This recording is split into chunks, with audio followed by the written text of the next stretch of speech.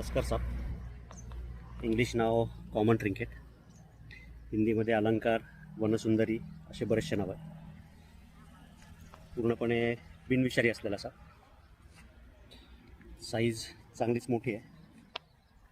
Usually 3.5-4 फुटापर्यंत वाढणारा हा साप आहे. अर्ध्या अंगापर्यंत डिझाईन असते, काळ्या, चॉकलेटी आणि पांढऱ्या रंगाची. आणि पुढचं अंग, अर्धा अंग जे आहे त्यात एक प्लेन पट्टा असतो पाठीवर, लाईट ब्राऊन कलरचा.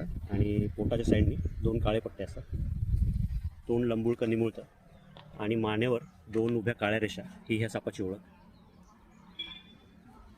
बिनविषारी जरी असला तरी निशाचर, शिकारीसाठी रात्रीच्या वेळेस बाहेर निघणारा.